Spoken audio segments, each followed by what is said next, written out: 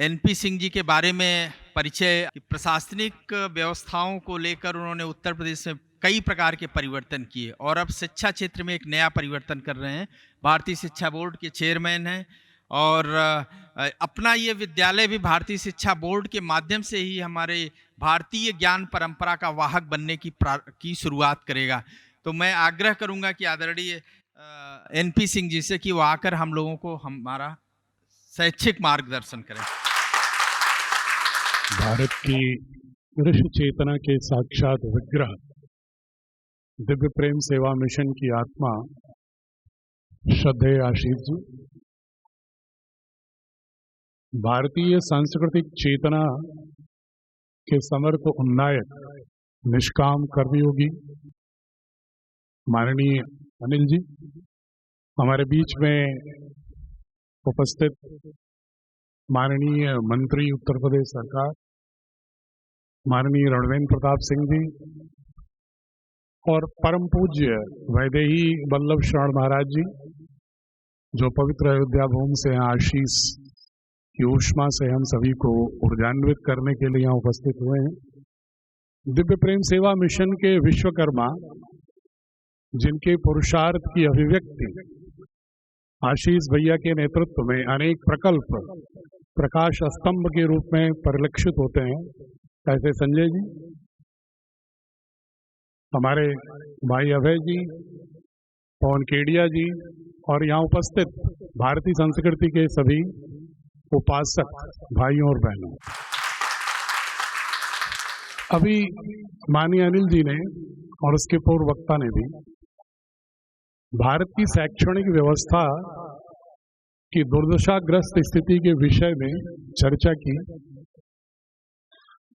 ये दुर्दशा सिर्फ भारत की नहीं है।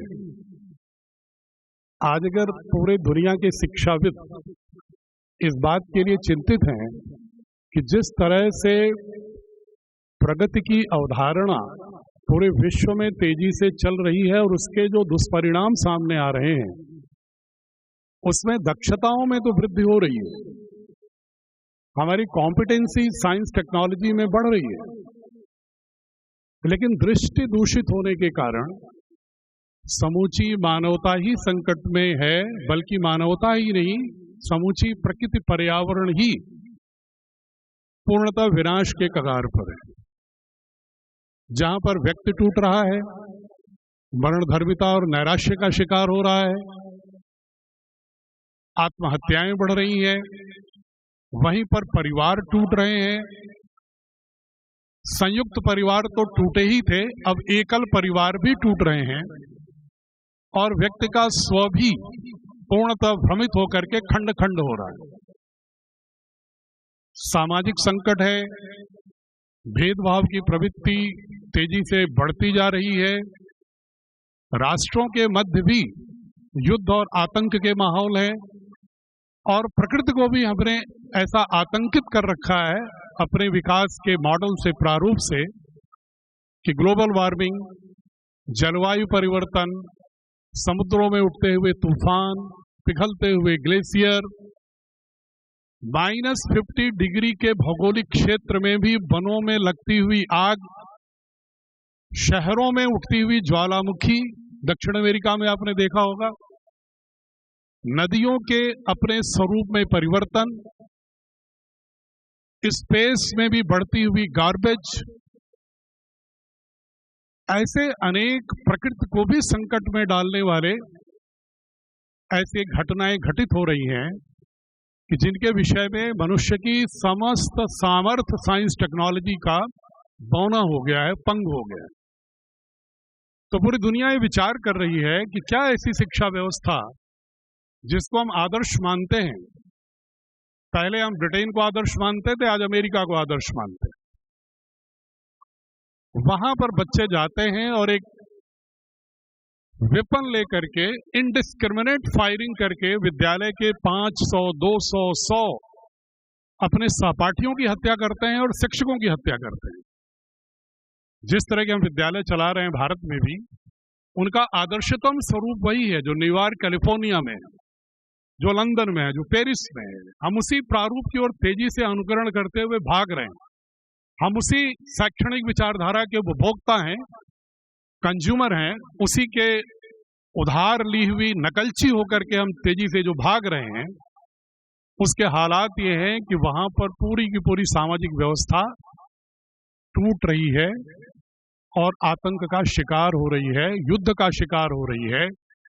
जो राष्ट्र गर्व करते थे कि पूरी दुनिया को हम मानवतावाद पढ़ा रहे हैं, वो उनका लिबरल ह्यूमनिज्म, उदारवादी मानववाद, समाजवादी मानववाद और उद्भवकारी मानववाद, तीनों तथा कथित बहुप्रचारित मानववाद अपनी सांसें उसकी खत्म हो रही हैं, टूट रही हैं। 12वीं शताब्दी तक भारत पूरी दुनिया का मार्गदर्शक रहा। ये कोई इमोशनल नैरेटिव नहीं है, ये उन्हीं पाश्चात्य अर्थवेत्ताओं, राजनीतिज्ञों और विचारकों और दर्शनवेत्ताओं का एक निष्कर्ष है कि 12वीं शताब्दी तक ज्ञात इतिहास के लगभग 5000 वर्षों तक, ज्ञात इतिहास, वैसे तो भारत का इतिहास तो अरबों वर्ष का है, लेकिन जो ज्ञात इतिहास, जो पश्चिमी यूरोप के लोग जिस कालखंड को इतिहास मानते हैं, उसके भी 4/5 हिस्से को भारत ही वर्ल्ड व्यू को शेप करता था, उसकी दृष्टि को गढ़ता था। और ये सिर्फ विचारों की दृष्टि से नहीं गढ़ता था, बल्कि वह अभ्युदय की दृष्टि से भी। Blend of material prosperity and spiritual prosperity, जो वेदों का एक उद्घोष था कि अभ्युदय निःश्रेयस के साथ, निःश्रेयस मूलक अभ्युदय। ईशोपनिषद भी बार बार कहता है कि अपरा और परा विद्या दोनों में पारंगत होने के बाद ही कोई व्यक्ति विद्वान होता है। और तैत्तिरीय उपनिषद भी बार बार जब कन्वोकेशन की बात करता है, समावर्तन की बात करता है, तो वह मात्र विचारों की बात ही नहीं करता। सत्यम वद ऋतम चर स्वाध्याय मां प्रमुदित वयम कुशलात् मां प्रमुदित वयम सत्यात् मां प्रमुदित वयम। उसके बाद कहता है भूत्य ही मां प्रमुदित वयम, क्या भौतिक समृद्धि से भी भाग नहीं सकते।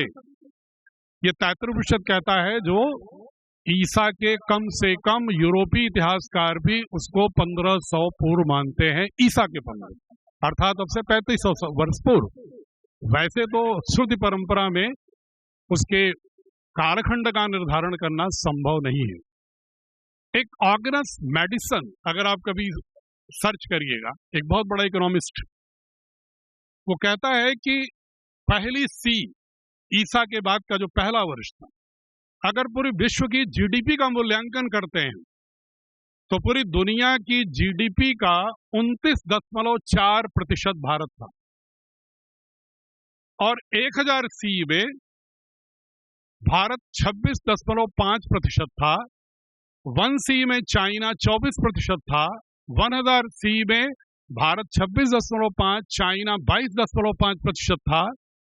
1820 तक भी अनेक झंझावातों के बावजूद, आक्रांताओं की जो व्यवस्था हजारों साल से चल रही थी, उसके बाद जो आर्थिक नींव हमारी मजबूत थी, हमारी आर्थिक सहभागिता की जो एक पुरुषार्थी दृश्य थी, 1820 में भी वो कहता है कि भारत का कुल वर्ल्ड जीडीपी का 25.6% था और चाइना 23.8%। ये आंकड़ा ऑगनस मैडिसन जैसा बहुत बड़ा इकोनॉमिस्ट अभी हाल के रिसर्चर के रूप में बोला है।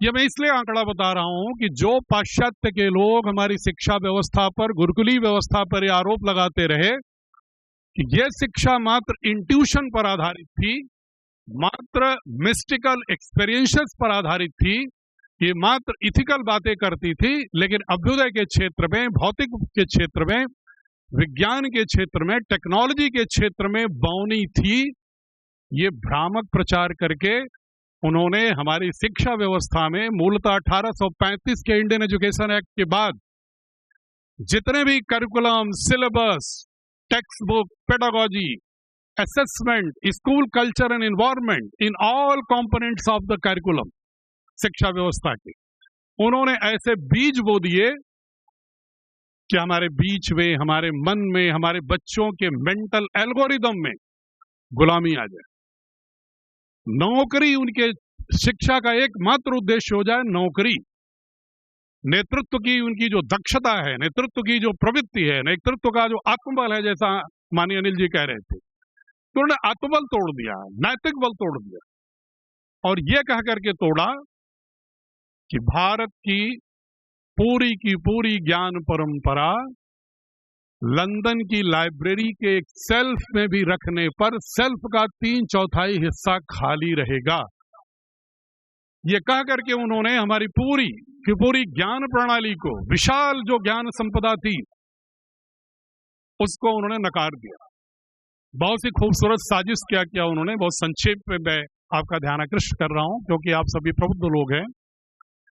उन्होंने क्या किया कि हमारी ज्ञान परंपरा को, जो भारत की एक हजारों साल की ज्ञान परंपरा थी, उसको उन्होंने कहा है तो माइथोलॉजी है, थियोलॉजी है और रिलीजन है, रहस्यवादी अनुभूतियों पर आधारित प्रकृति के से भयभीत होकर गाई हुई ऋचाएं और गीत हैं।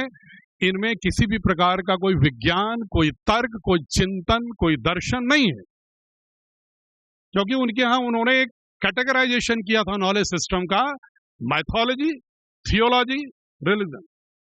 दूसरा कैटेगराइजेशन होता है फिलॉसफी, साइंस, टेक्नोलॉजी। तो उन्होंने पूरा का पूरा हमारे जो टेक्स्ट बुक थी, सिलेबस था, उसमें उन्होंने इस तरह का विधान किया, संरचना किया कि हमारी ज्ञान परंपरा को टेक्स्ट बुक से हटा दिया जाए और जो कुछ रखा भी जाए तो उसको विकृत स्वरूप, जो कोई भी समाज में आप अध्ययन करेंगे, वो चाहे ओल्ड टेस्टामेंट से प्रभावित हो, चाहे न्यू टेस्टामेंट से प्रभावित हो, चाहे कन्फ्यूशियस से प्रभावित हो, चाहे ब्राह्म रिलीजन के जुडाइज्म और इस्लामिक उससे प्रभावित हो, क्रिश्चियनिटी से प्रभावित हो, कन्फ्यूशियस से प्रभावित हो, किसी भी समाज का अध्ययन करेंगे तो जो उसका मूल दर्शन होता है, कुछ वर्षों के बाद उसमें थोड़े विपथन, विकृतियां, डेविएशन, डिस्टॉर्शंस आते हैं। उन्होंने उसी डेविएशन और डिस्टॉर्शंस को वॉल्यूमनाइज किया, जो आज अभी हमारे जिन राष्ट्र के उन तत्वों की ओर संकेत कर रहे थे, आशीष भैया भी, माननीय अनिल जी भी, वो दरअसल उसी रोग के शिकार हैं। वो जो हमारी ज्ञान परंपरा के जो विशाल संपदा थी, जो एक बहुत ही दिव्य संपदा थी, जो अभी भी विश्व को एक मार्गदर्शन कर सकती है, 190 वर्षों में उस दृष्टि को हमारे टेक्स्ट बुक और शिक्षा व्यवस्था से इतना दूर कर दिया, और जो एक फंक्शनल त्रुटियां थी, कार्यात्मक रूप से, जो व्यवहारगत रूप से जो त्रुटियां, सामाजिक भेद के रूप में, स्त्रियों के साथ कुछ घटित घटनाओं के रूप में, या समाज में बढ़ते हुए आर्थिक सामाजिक विभेद के रूप में, उसको उन्होंने इस रूप में प्रचारित किया कि ये भारत की ये मूल विधान, मूल संस्कृति, मूल दर्शन है, ये कोई डेविएशन नहीं है। तो 190 वर्षों से कई पीढ़ी हो गया उस एल्गोरिदम की, वो अवचेतन की। हम जितने यहां लोग बैठे हैं, मैं कुछ लोगों, प्रतिशत लोगों की बात छोड़ दें, कड़वी लग सकती हैं, चूंकि उन्होंने जीवन भर निष्काम कर्मयोगी की तरह भारतीय सांस्कृतिक चेतना को अपने न्यूक्लियस में पुनः स्थापित किया है, जैसे राष्ट्रीय स्वयंसेवक संघ ने 100 साल से किया निरंतर, जैसे तमाम ऐसी संस्थाएं हैं, चाहे स्वामी विवेकानंद केंद्र है, चाहे रामकृष्ण मिशन है, चिन्मय मिशन ट्रस्ट है, दिव्य प्रेम सेवा मिशन है, पतंजलि योग पीठ है, जैन ट्रस्ट है, बुद्धिस्ट ट्रस्ट है, ईसा फाउंडेशन है, अमृता महिमा की संस्था है, इस तरह की तमाम संस्थाएं हैं, स्वामीनारायण गुरुकुलम है, जिन्होंने समय समय पर पूरे देश में भारतीय संस्कृति को भारत की नाभि में, आत्मा में स्थापित करने के लिए, न्यूक्लिएट करने के लिए प्रयास किया। लेकिन बहुतायत जनसंख्या उसी शैक्षणिक व्यवस्था का अंश रही, क्योंकि मजबूरी थी कि उनका सर्टिफिकेट जो मिलेगा वही नौकरी की गारंटी देगा, वही एक आभिजात्य प्रबुद्ध होने की गारंटी देगा। जैसा आदरणीय भाई साहब कह रहे थे, जो मद्रास प्रेसिडेंसी का मुनरो एल्फिस्टन, जो मुंबई प्रेसिडेंसी का था, मुनरो और एल्फिस्टन दोनों ने शोध भेजा था कि भारत में कोई ऐसा गांव नहीं है जहां गुरुकुल ना हो, और यहां पर साक्षरता 100% है। लेकिन 1835 के बाद आप पूरा वेदांग जानते हो, 6 दर्शन जानते हो, पाणिनि व्याकरण जानते हो, बुद्धिज्म जानते हो, जैनिज्म जानते हो, सिखिज्म जानते हो, सब कुछ जानते हो, लेकिन यदि आपने उनके टेक्स्ट बुक वाले सर्टिफिकेट को प्राप्त नहीं किया तो आप निरक्षर हैं। इससे कोई अर्थ नहीं है कि आप वैदिक ज्ञाता हैं, निष्णात हैं। इसलिए तमाम गुरुकुलों के पढ़े हुए लोग निरक्षर की श्रेणी में उनका जनसंख्या में गणना होती है। ये विधान 1835 के बाद से लगातार किसी न किसी रूप में चलता रहा। इसके लिए आवश्यकता थी कि बहुत सारी संस्थाएं, जैसे विद्या भारती ने इसका एक प्रकाश स्तंभ उठाया, सरस्वती शिशु मंदिर के रूप में, विद्या भारती के रूप में, कि इस प्रकाश दीप को हम भारत की संस्कृति के साथ बच्चों को गढ़ने में, उनके मानस को गढ़ने में, उनके संस्कार को गढ़ने में हम आगे बढ़ेंगे। लेकिन वहां भी सर्टिफिकेट प्राप्त करने की मजबूरी थी। वो फिर बड़ी बोर्ड की, जिनका जन्म 1947 से पहले के ही मानस में हुआ है, और उसमें तमाम ऐसे विद्वान हैं। मैं अभी भी आदरणीय भाई साहब आपको बताऊं, जब मैं बैठकों में जाता हूं उनके, तो जो वहां विषयों पर चर्चा होती है, तो एक एक चैप्टर पर उनके इतने विरोध खड़े होते हैं कि यदि कोई व्यक्ति वास्तव में वैदिक दर्शन, 6 दर्शन, 12-14 उपनिषद और वेस्टर्न फिलॉसफी को ना पढ़ने वाला हो, तो वो एक क्षण में धराशायी कर देंगे। वो तो भगवान की बड़ी कृपा है कि मैं नौकरी के साथ साथ कोशिश किया था पाश्चात्य के भी 4500 दार्शनिकों को पढ़ने का, फिजिक्स का विद्यार्थी होने के बावजूद, और इस्लामिक फिलॉसफी को भी पढ़ने का, क्रिश्चियनिटी की फिलॉसफी को भी पढ़ने का, और भारत के 4 वेदों के भाष्य और 6 दर्शन और 11 उपनिषदों को, उनके भाष्य को पढ़ने का। इसलिए उनसे तार्किक रूप से जो चर्चा होती है, फिर भी इतना अधिक उनका एल्गोरिदम ग्रसित है कि वो दिन दिन भर 3 पेज को भी आगे नहीं बढ़ने देते हैं। उनकी दृष्टि बार बार उलझ जाती है कि नहीं, ये दृष्टि ठीक है, क्योंकि वो दृष्टि 190 वर्षों से चल रही है। वो उनकी सहज दृष्टि हो गई है, वो उनका कल्चरल जीन हो गया है। वो हमारे जो भारत की सनातन की जो कल्चरल जीन है, वो डीन्यूक्लिएट हो चुकी है, और न्यूक्लियस हट गया है उनका। उसको पुनः स्थापित करना होगा। और ये हम नहीं कह रहे हैं, सिर्फ भारत के लोग नहीं कह रहे हैं। सिर्फ विल डुरांट, जो अमेरिका का सबसे बड़ा फिलॉसफर है 20वीं शताब्दी का, वो कहता है कि दुनिया को अगर बचाना है तो भारत की संस्कृति की ओर देखना होगा। आर्ने नए से एक यूगोसोफी का फिलॉसफर है, वो कहता है इथनोसेंट्रिक जो फिलॉसफी है वेस्टर्न की, जिसके केंद्र में मानव है, जिसका व्यक्तिवाद अतिवादी है, जिसके व्यक्ति का स्व उसकी इंद्रियों का विस्तार मात्र है, वह भारत की सनातन की तरह स्व को बृहत्तर प्रकृति के अभिन्न अंग के रूप में सर्वम खलविदम ब्रह्म तत्वमसि प्रज्ञानम ब्रह्म अयात्मा ब्रह्म हम ब्रह्मास्म के रूप में नहीं देखता। जो स्व को इस रूप में नहीं देखता कि ईशा वास्तविदम सर्वम यत्किंच जगत्याम जगत्तेन तक्तेन भुंजिता माकृत कस्य सिद्धनम नहीं देखता।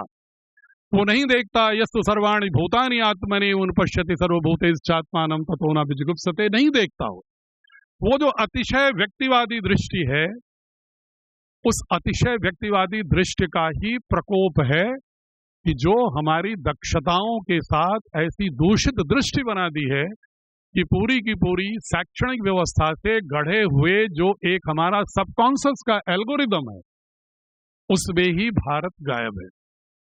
इसलिए महर्षि अरविंदो कहते थे, ये कौन सी भारत की शिक्षा है जिसमें भारत ही नहीं दिखता? ये कौन सी शिक्षा भारत की है जिसमें भारत की दार्शनिक परंपराएं नहीं दिखती? ये कौन सी भारत की शिक्षा है जिसके अभिकथनों में, जिसके विषय वस्तु में कहीं भी भारत की सांस्कृतिक संपदा, भारत की प्राकृतिक संपदा, भारत का गौरव बोध, भारत के तीर्थस्थलों का बोध नहीं होता? ये कौन सी शिक्षा है भारत?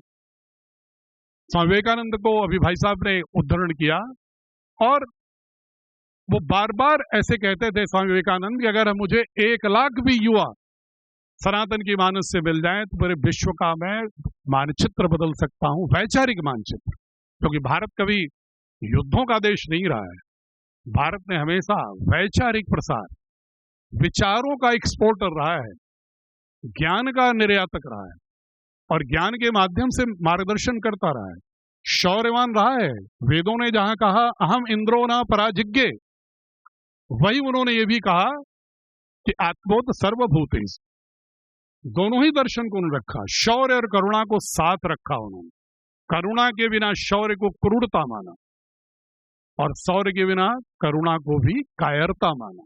दोनों का एक समुचित सम्मिश्रण रखने की संस्कृति हमारी बौद्ध थी। आज आवश्यकता है कि जो उन्होंने हमारी शैक्षणिक पुस्तकों से एक ऐसा मानस 200 वर्षों में गढ़ दिया है, जो उन्होंने स्थान ही नहीं दिया कि हमारे जो वैदिक साहित्य हैं, हमारे जो शास्त्र हैं, जिनको उन्होंने हटाया या कलंकित किया है, उसमें खगोल विज्ञान भी, उसमें गणित है, उसमें बौधायन के सूत्र हैं, उसमें आपस्तंभ का है, मानव का सूत्र है, उसमें आर्यभट्टीय है, उसमें ब्रह्मा गुप्त का स्फुट सिद्धांत है, उसमें बृहद संहिता है उसी के आधार पर आगे बढ़ती हुई। उसके दर्शनों में इंपिरिकल एविडेंस के आधार पर ज्ञान अर्जन करने और ज्ञान सृजित करने का महर्षि गौतम का न्याय दर्शन है।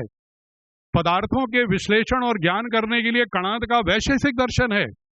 भाषा विज्ञान में पूरे विश्व में सबसे अधिक सुव्यवस्थित व्याकरण के रूप में प्रस्तुत करने वाले महर्षि पाणिनि भी भारतीय ज्ञान परंपरा के हिस्से हैं। खगोल विज्ञान में जो आर्यभट्ट और वारामिहिर और बृहद संहिता और स्फुट सिद्धांत कहता है कि सूर्य पृथ्वी के चारों ओर नहीं घूमती, पृथ्वी चारों ओर घूमती है, हीलियोसेंट्रिक है, ये ऋग्वेद के 3 मंडल में है। जब वही बात यूरोप के ज्ञान परंपरा के लोग 15वीं शताब्दी में कोपरनिकस करता है, तो कहता है कि मैं मरने के बाद मेरा शिष्य इसको प्रकाशित करे, क्योंकि कैथोलिक चर्च कहती है कि सूरज घूमता है, अगर हमने प्रकाशित कर दिया तो मुझे दंड मिलेगा। गैलीलियो जब उसी को प्रकाशित करता है, उसको आजीवन कारावास मिलता है। ब्रूनो जब उसी बात को कहता है, एथेंस की चौराहे पर उसको खंबे से बांध करके आग से जला दिया जाता है। सुकरात जब तर्क की बात करता है, उसको विष दे दिया जाता है, ईसा के 500 साल पहले। और उसके भी 100 साल पहले बुद्ध कहते हैं आत्मदीपो भव। वो कहते हैं तुम अपने बुद्धि और विवेक और विश्लेषण के आधार पर ही किसी तथ्य को मानना। उसके पूर्व महर्षि गौतम का न्याय दर्शन कहता है विमर्श, आर्गुमेंटेशन और लॉजिक के आधार पर ही ज्ञान प्राप्त करना। और मोक्ष की परिभाषा करते हैं कि attainment of valid knowledge is मोक्ष। प्रामाणिक ज्ञान की प्राप्ति करना ही मोक्ष है, इंपेरिकल एविडेंस पर। इन सारी बातों को ओझल कर दिया। भरत मुनि का नाट्यशास्त्र, आज हम पाश्चात्य संगीत में उलझे हुए हैं, पाश्चात्य चित्रकला में अश्लीलताओं में उलझे हुए हैं। जो एक आध्यात्मिक आप्लावन था, जो एक मन की आत्मा का एक आनंदमय कोष में ले जाने की यात्रा थी, वो अन्नमय कोष पर टिकी हुई है पश्चिमी यूरोप के दर्शन और दृष्टि के कारण। हमें आगे बढ़ना पड़ेगा प्राणमय कोष में, मनोमय कोष, विज्ञानमय कोष, चारों कोषों की शुद्धि करके आनंदमय कोष के रूप में भारतीय दर्शन के अनुसार जब तक हम संस्कार नहीं गढ़ेंगे और अतिशय व्यक्तिवादी इंद्रिय जनित स्वतंत्रता की बात करते रहेंगे, तब तक ये उपभोक्तावाद, बाजार और पूंजीवाद और 1% लोगों के पास 99% संसाधनों पर कब्जे की जो दृष्टि है पाश्चात्य की, अतिशय एक्युमुलेशन ऑफ वेल्थ की, वो दृष्टि कभी भी पूरी दुनिया की रक्षा नहीं कर पाएगी। इसलिए बंधुओं, जो ये विद्यालय स्थापित हो रहा है, ये एक शैक्षणिक क्रांति और वैचारिक स्वायत्तता और ज्ञान सृजन का आत्मविश्वास सृजित करने का एक प्रकाश स्तंभ तीर्थ के रूप में स्थापित होगा।